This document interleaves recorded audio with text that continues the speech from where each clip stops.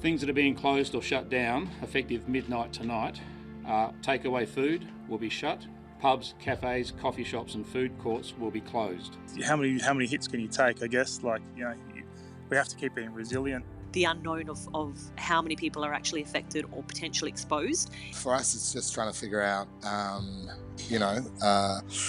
long this is going to last for, because 6 days can turn into 6 weeks. This is the Deep in the Weeds podcast. I'm Anthony Huckstep. As we've seen in South Australia this week, cases of COVID can spike dramatically. States have locked their borders. South Australia has changed on a dime. We're going to catch up with a couple of past guests and see what's happening, because the Premier's just announced some restrictions and everyone's a little bit confused. We've got Paul Baker here from Chefs on Wheels. Mate, how are you going? Okay, I guess. The announcement today was pretty crazy, pretty full on. So really, it's been an hour and we're still kind of reeling, trying to work out sort of where we fit in and what we can do, I guess. Well, Premier Marshall has released them. They're closing all schools and universities, and it's a bit blurry, the lines on what restaurants can do, whether takeaways and cafes and food courts are now closed. Do you have confirmation of what's exactly going on? I know takeaway has ceased for everyone. Yeah, there's a few different lists of what we can and can't do, and who's closing and who's staying open, and what effectively is an essential worker and essential business. So, we believe that our model is essential business. You know, we've cut off our takeaway now. There's no more click and collect. So, and we've already sort of been doing our contactless deliveries already. So, we've already got the tools in place for this to happen again. So, we're just trying to, put them all in place now. So the new rules will allow a home delivery but not a pickup. Is that what the details are? Well, that's still a bit murky as well, I guess. That's what we're just trying to, we're reeling as well, trying to find a government body that can give us an exact answer on that. One would think that would already be ready to go with an announcement like that. But look, they're doing their best, and so we'll just keep trying to do ours.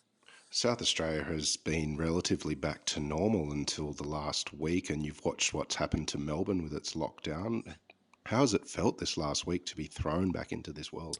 I think it just really highlighted that this wasn't over, and South Australia was very much back to a sense of back to normal. But I knew myself, and it was always a matter of time before something like this happened. We had more cases in Medi hotels than anyone around the country, so it didn't feel inevitable, but we just had to really be on our toes, and this has really highlighted that. But I think it's the problem with the problem with our clusters now is that the strain is very different, which is what we were explained this afternoon, is that we have a 24-hour incubation period, and they're already into their fifth generation of it. So I guess the crackdown had to be harsh to try and just get everyone to stop for a minute, catch up a bit.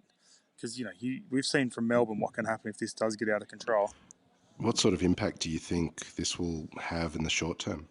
I just don't know. It's how many hits can you take? I guess we have to keep being resilient, and we're just reeling now to try and see what we can do. All of our friends are now shut down again, and I suppose we just if we can keep operating, then it's our responsibility to try and help wherever we can, and especially the people of South Australia. They're only allowed to go out for grocery shopping, petrol, and that's it. So once again, we're going to have to mobilise and do more for them and be there for them.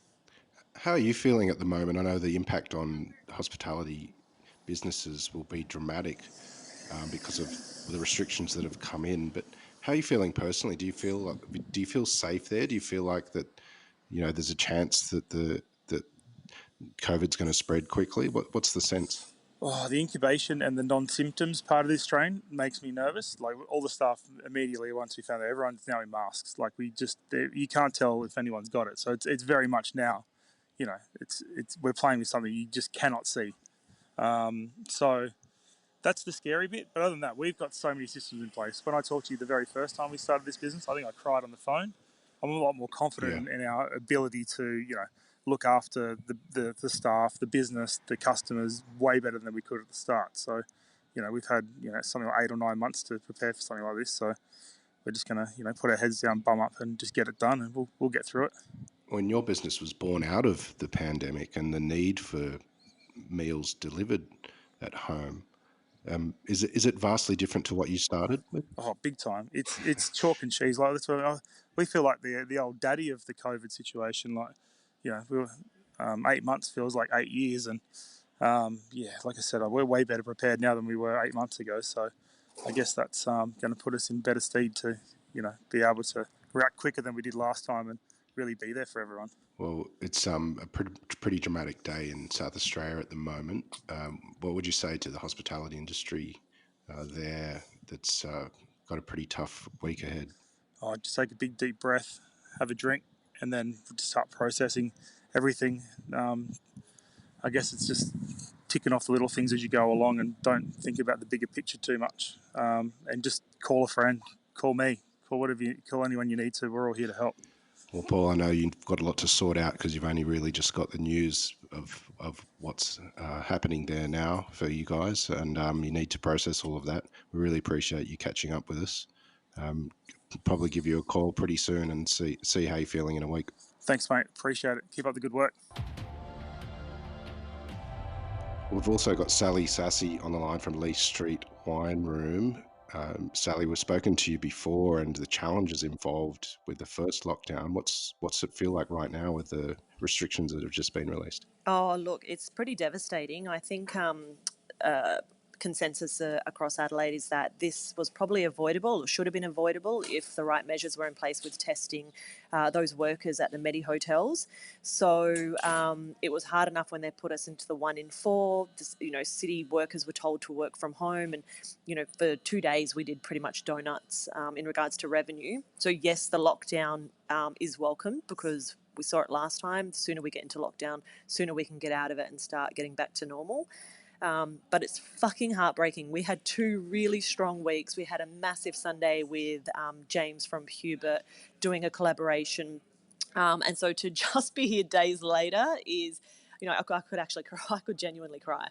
Well, it's turned on a dime, hasn't it? There was it was only a few days ago that they just talked about a couple of cases, and then all of a sudden the borders are shut, and now you guys are sent into lockdown. What's this week been like for you personally? Oh, it's been incredibly draining. I think the hardest thing this time around is there is no government assistance. So last time there was a little bit of JobKeeper or there was JobSeeker, whereas now we get absolutely nothing. We didn't even get anything from the state budget. So it's actually harder this time around. It's, pretty much a draconian-like lockdown. So we can't even do takeaway.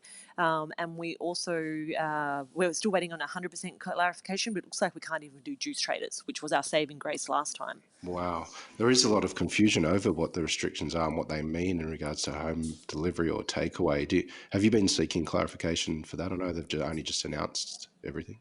Yeah, I think they themselves are probably still working it out, to be honest. This happens time and time again where, they release a statement and then they have to, I suppose, iron out the finer points, and they don't realise that minor details actually affect multiple areas. So whether it is a home delivery versus takeout in like a Macca's, for example, there's so many variables, and it is just an absolute nightmare when, as a business, you're trying to be as reactive as possible, but when you don't have a clear message and you don't have that clarification, you're literally, going from A to B to Z to you name it. You're all over the place like a headless chook, and you just can't operate efficiently. After you opened up again, life sort of got back to sort of relative normality in Adelaide, and there was trade sort of happening, but you would have had one eye on what was happening in Melbourne and that really big, long lockdown that they had. How are you feeling about what they went through and sort of the potential for that to happen where you are? Yeah, I think that was really devastating to watch because obviously we all have friends in the industry and seeing just how much they suffered. I think the thing is that you also then look across to a state like New South Wales where you've got Gladys who says, you can't keep continuing to interrupt businesses and interrupt lives. We need to learn to live with this. Part of that is having a really efficient contact tracing system in place. We failed that in South Australia. We don't have one, and that is why we are reliant on putting up a bulletin with a list of shops from someone's memory of time, and then relying on people coming forward, which is why this is such a dangerous situation that we're in, because the unknown of how many people are actually affected or potentially exposed could be massive, and I think that's why we're in the position we're in. I tell you what, Nathan and I are strongly considering a move back to New South Wales. Wow. Wow. What sort of impact do you think this is going to have in the short term on the hospitality sector there? I think it's going to be the same hard slog we've just come out of. Like the fact that there's no people in the city anymore working from their businesses. We only just got that back. And in the last 2 weeks, all of us have seen a massive increase in revenue, in, like a really good spirit and a vibe of what South Australian hospitality, food and wine is all about. And I think that people won't be rushing back into the city. And even when they do, again, that whole sense of feeling safe and secure to go and eat at venues is going to be something that's rebuilt over time. We only just got it back 2 weeks ago. So knowing now we have to regather from an actual outbreak is going to be an even harder slog. I know you probably haven't had time to sort of digest everything that's just sort of happened, but do you have a plan for the next week ahead yet? Unfortunately not, and the reason being is because, the government doesn't give us a plan. It's all very reactive. So we came up with the idea of doing takeaway models, etc., but then today apparently we can't do it. So again, we invest money in buying a whole bunch of produce only to be told we now can't use it. So you have, very loose ideas in mind as to what you will do. But at the end of the day, until they make an announcement, it's anyone's guess and we can't kind of bank on anything.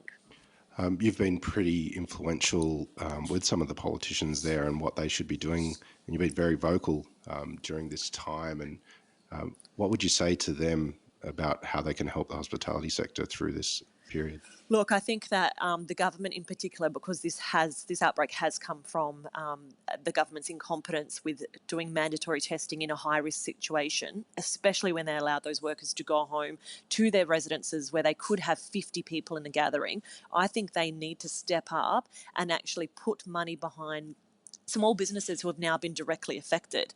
In the latest state budget, the Marshal has putting in place 11.3 million towards fixing local reserves and wildlife parks or whatever it might be. And it's like, well, maybe you now need to reconsider because families, small businesses, hospitality sector and tourism is literally dying. And the fact that his response in yesterday's Presso was that we can't save all people or all businesses is just not good enough, especially when this outcome is based on their shoulders. Well, Sally, I know you've got a lot to consider and you've only just got the news, and we really, really value your time this afternoon. Good luck with everything. We might touch base in a week and see how you're feeling. Thank you. I think if anything will get us through, as always, is a hospitality spirit, and that's that's to just keep going, and that's got us through last time, and it will no doubt get us through this time again. We've got Duncan Welgemoed from Africola in Adelaide on the line. Duncan, you've just been delivered some pretty devastating news. It's been a hell of a week. How are you feeling? Oh, we're just trying to just get our heads around what that means. And, having, been in lockdown for 6 days, is doable. We're not allowed takeaway. We're not allowed to serve any food whatsoever. So it's a full, complete lockdown. So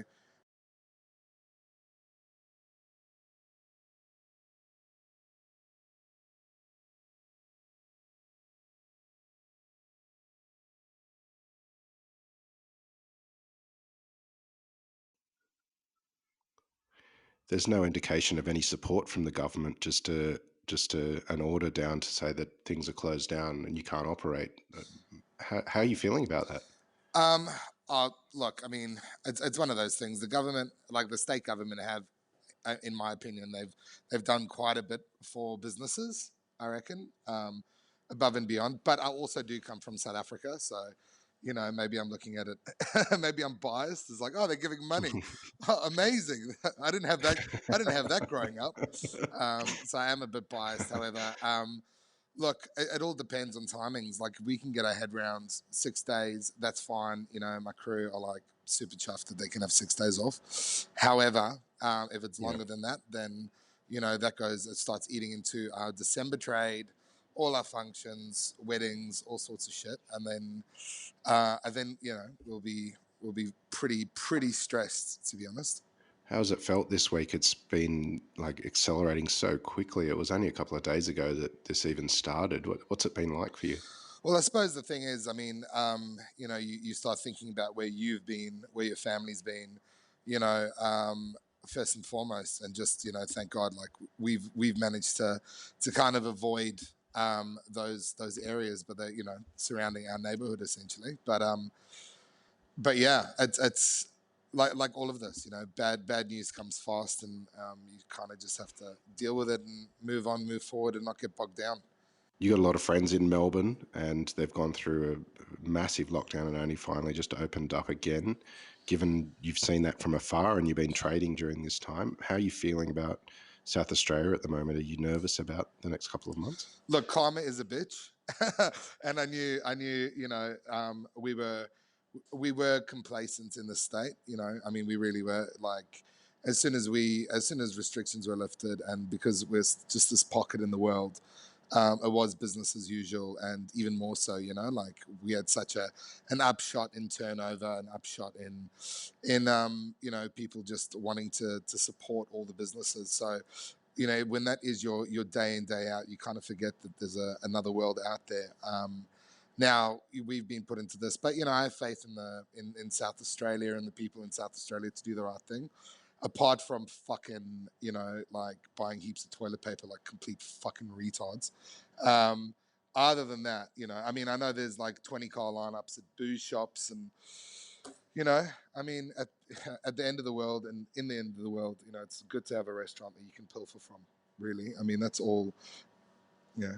When we recorded a couple of months ago, you gave one of the most amazing accounts of what restaurants may mean and what they need to be after the pandemic. What sort of impact do you think this second lockdown might have on Adelaide's restaurants? Look, I know there are plenty of restaurants in the city that were really struggling and really not meeting the numbers that they needed to be after the last set of restrictions. Unfortunately, this will maybe be a bridge too far. Like for us, it's like, if this lockdown goes further, do we go back onto JobKeep? Like, what is, there's a whole bunch of stuff that kind of hits your head. I mean, I'm confident in where we are and what we do, and our businesses. We will emerge strong from this because we'll pivot towards that. But this is definitely going to have a very, very serious effect. I mean, this is the time where you start planning things like the Fringe Festival, the Adelaide Festival, the Adelaide Cabaret Festival. Friends of mine had their festival, their big festival knocked back, and that's been pretty devastating for them. They've already lost one of their venues due to COVID. So, this was a time for them to, take some cash back, but now that's been stopped. There's a lot of people that'll be suffering from this. But I'm confident that we will bounce back. Our community is strong. We are sensible. We'll do the right thing. And if not, they can fuck off to the eastern states. Well, mate, I know that it's been a pretty dramatic day, and you've sort of only just got the news, and we really appreciate your time. You're a bloody legend. Much love to you and all of the hospo and all of the citizens of South Australia. Good luck. Keep in touch, and we'll talk again soon. Absolutely. And I just want to put out there, any Adelaide or South Australian operators that need to have a socially distanced beer or need anything, like, shout out, email me, text me, whatever, because a lot of people will be feeling it, and we're a support for that community. So reach out if you need a beer via Zoom. Legend. Thanks, mate. This is the Deep in the Weeds podcast. I'm Anthony Huckstep. Stay tuned as we share the stories of Australia's hospo community, suppliers and producers in search of hope during this pandemic. Special thanks to executive producer Rob Locke for making this all happen. Follow us on Instagram at Deep in the Weeds Podcast, or email us at podcast@deepintheweeds.com.au. Stay safe and be well.